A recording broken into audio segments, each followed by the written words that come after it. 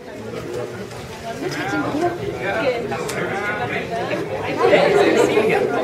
are you doing?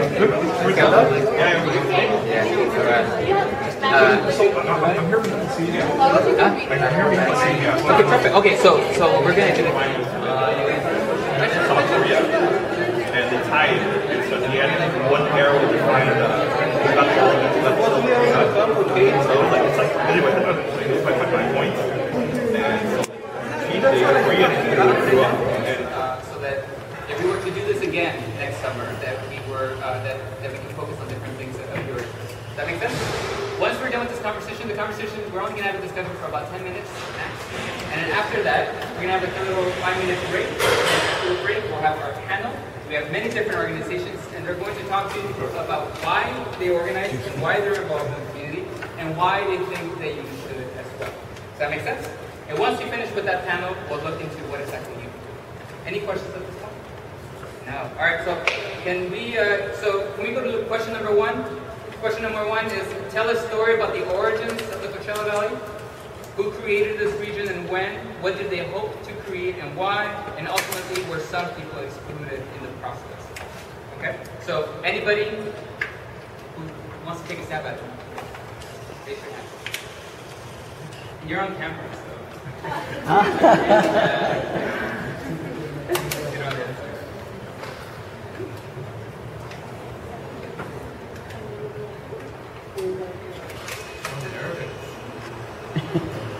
Shall we sit with the conference? Yeah? You can sit for a little while. They started simply. When you think of the origins, the beginnings of the Coachella Valley, what are some of the years that you're thinking of? Just throw a number. 1800s, so that's really long. That's 100 years. So what are you thinking 1800s? Huh? 5 years? I don't know. I wasn't here. Okay, so who was here the first 2 sessions? Okay. I was thinking of pioneers and how the Korea and natives were excluded from the whole process of building up the waterways and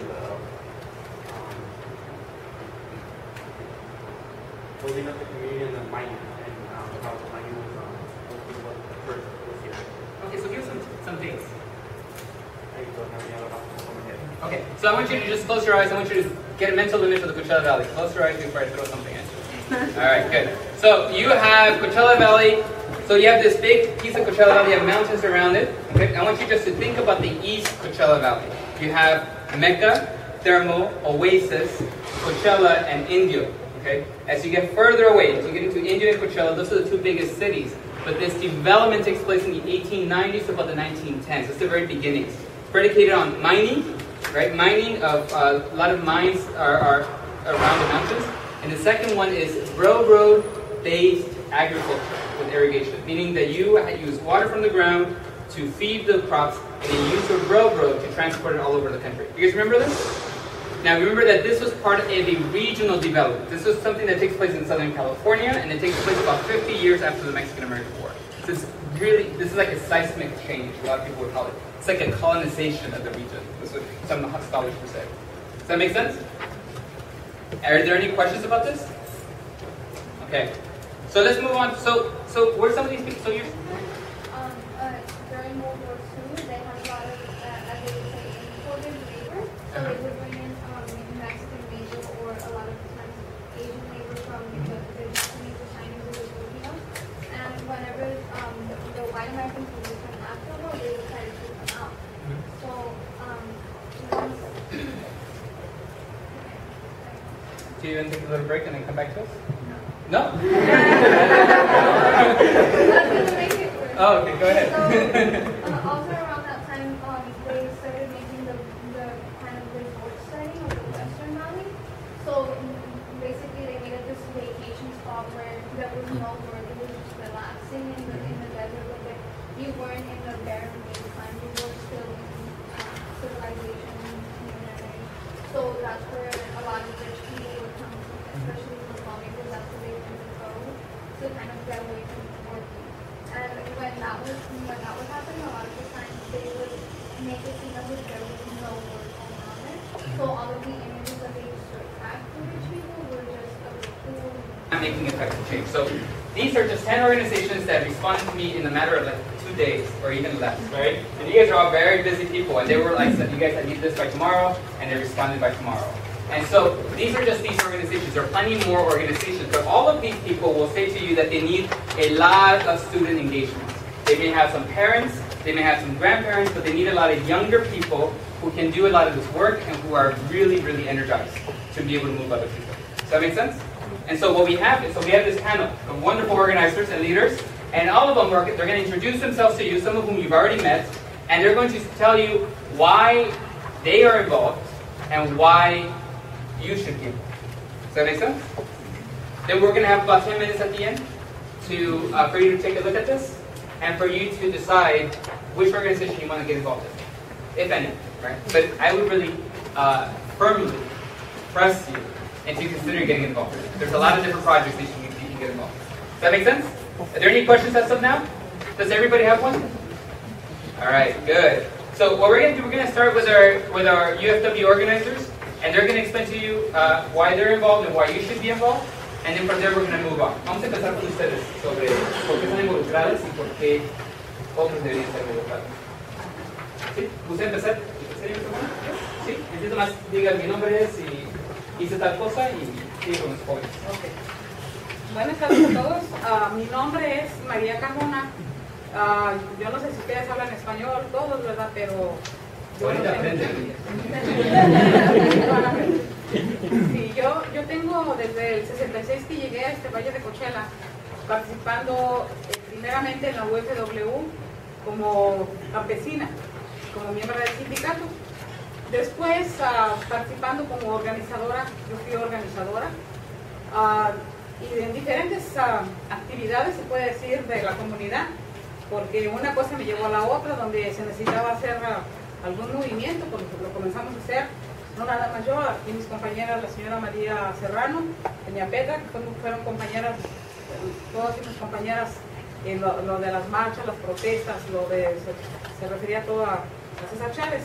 Ahora estamos nosotros pidiéndole a la ciudad de Coachella que nos apoyen en hacer un reconocimiento, un monumento y una pequeña historia de lo que fue la actividad de César Chávez aquí en el Valle de Coachella, refiriéndose también a los campesinos, porque mi padre fue bracero y tal vez muchos parientes de ustedes también fueron braceros. Y desde entonces sabemos, ¿verdad?, de cuánta discriminación, cuánto abuso sufrieron ellos. Entonces, eso que miré en lo que le pasó a mi papá, cuando yo llegué, a mí no me pareció, no me gustó nada. Y luego llegando de México, yo trabajaba en un colegio de monjas. Llegando aquí, el cambio que fue tan duro, tan drástico para mí, que yo lloraba como una coyota día y noche, ¿verdad? Porque ¿cómo es que mi papá me trajo a este horrible valle? Mira nomás, pelón, unas cuantas ánimas ahí paradas, y nomás los coyotes y los perros olvidaban. Ay, Dios mío, pues ¿qué es esto? Bueno, pues tuve que trabajar, doblegar todo ese sufrimiento, hacerlo a un lado y trabajar en el filo, en lo que había. Trabajé en la uva, en el espárrago, bueno, en todo. No me gustó el trato que nos daban entonces. No había ningún derecho para los campesinos en cuanto a beneficios, no teníamos agua para tomar fresca, no teníamos un baño, que era una cosa indispensable, ¿verdad? Que cuando hay mujeres trabajando, que haya un baño para las mujeres, otro baño para los hombres, para ir. No teníamos nosotros un rey, no teníamos voz, no teníamos nada. El maltrato era muy duro. Entonces, cuando escuchamos de César Chávez, yo sentí como que era nuestro libertador, nuestro liberador. Y que aquí está lo que yo buscaba, porque a mí no me gustó nunca ver de que siempre vemos a líderes, personajes en nuestra historia que han hecho esos cambios, ¿no? And César Chávez, what they've done to create change in their perspective for religious and spiritual type of scenes, right?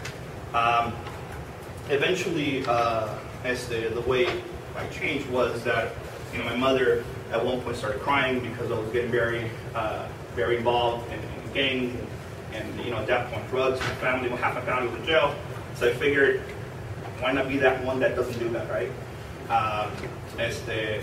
And so, eventually, graduated from high school, ended up going to COD, where I got really involved and to try to find myself, who I was, because at that point I didn't know who I was, right? I figured I'm a U.S. citizen, my parents are from Mexico, but if I go to Mexico, sorry, you're a pocho, you're not from there. If you're from here, you're not a U.S. citizen, right? You're a Mexicano, a campesino, right? I started working in the field since I was 8 years old, so all I knew how to do was pick grapes. So eventually, when I decided to study something in college, right, first thing that came to my mind is like, it wasn't sociology, it wasn't. Yes, I figured I should be a professional grape picker, right? Because that's all I knew how to do. So I got a bachelor's degree in something called food marketing and agricultural business, and the ag business of Cal Poly Pomona. Never used actually that degree because I came back and I tried it for a little bit and I figured it wasn't necessarily what I wanted to do, right? And when I was in college, this is the way I turned into what I do right now. But when I was in college, my first year in college, my father was undocumented for all his life. Farm worker as well. Later except tomorrow. Hi everyone, I want to say this message in Spanish because of the day is here. But ustedes no van a recordar mucho. ¿Por qué? Por mi apellido. Mi nombre es José Chiquito. Me pueden decir Chiquito como apodo. Soy fundador y director de Leaders Tomorrow por Líderes del Mañana. Nuestro propósito de la comunidad es hacer un cambio social. Nosotros nos estamos enfocando básicamente en la idea de que nosotros, la juventud, podemos hacer el cambio de mañana. Tenemos ese poder para poder hacer los cambios y no todos tienen esa o energía o la valentía para entrar en eso. Y yo lo que quiero como grupo es que todos hagamos eso, que hacemos una acción en la comunidad y que hagamos cambios. Las señoras aquí explicaron eso muy bien y muchas veces por todo el apoyo que me van a dar, nos han dado unos días para traer a la comunidad. Mi grupo, o el grupo nosotros, ya tengo mis coordinadores y miembros de esta organización. Nosotros somos jóvenes, trabajando por jóvenes, y ahorita nuestro propósito es, entonces ya se han ayudado about deferred action. Deferred action o acción diferida en español es una, digamos, una posición una orden ejecutiva de nuestro presidente Barack Obama, la cual da a los estudiantes de California, como nosotros lo denominamos en California, o los estudiantes indocumentados de todo California y del país entero, perdón, el permiso para poder trabajar aquí en este país y ser, digamos, libres de ser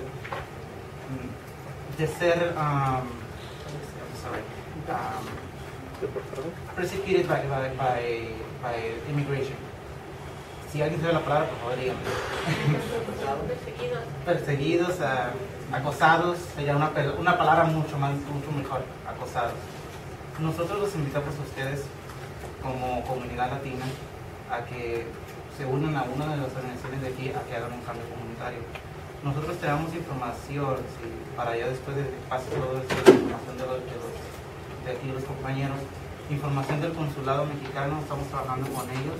Así también estamos trabajando con Alas con Futuro de Colegio del Desierto y promotores comunitarios del desierto, que tenemos al asistente director de promotores. Por favor, cuando termine todo esto, si tienen una pregunta, if you have any questions in English, any Spanish, sorry, you can ask us and we will answer any question you have. Please do the questions if anyone is in there that has a position on the deferred action and you scared, not scared, but you want to keep it confidential, we can do that whenever it's think of it. That's okay. Yo creo que sería todo. Muchísimas gracias por esta conversación. We have the presenter. ¡Más fuerte! La señora Cris tiene todavía más fuerte. 1, 2, 3. ¡Sí se puede!